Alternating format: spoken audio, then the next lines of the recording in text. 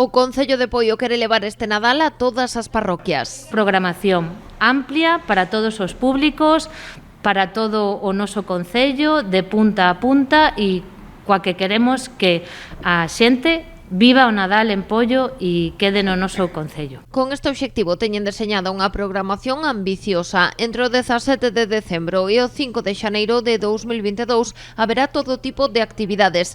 Unha das principais novidades será Seica na Seca, que se desenvolverá nesta zona nunha gran carpa. O Seica na Seca recuperamos esa programación que quedou adiada en setembro para o sector máis xuvenil, con grafitis, obradoiros de DJ, con concertos e, bueno, cun ambiente pensado pois para eles. A carpa acollerá tamén esa fin de semana karts, quads eléctricos, hinchables, un concerto da Orquestra Marbella e un musical infantil de Nadal. Os trasnos encargaránse de animar o ambiente percorrendo as rúas de todo o municipio a partir do día 18.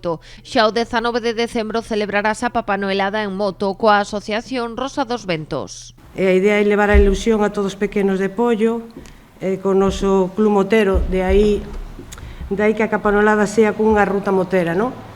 Facemos unha ruta motera co Papá Noel, con música, e pasaremos por eso por todos os concellos, con todos as parroquias. Ha visitado a palpador da Deputación de Pontevedra o 27, os obradoiros infantís ou as badaladas de San Martiño o día 30 son outras das propostas do Nadal en Poio.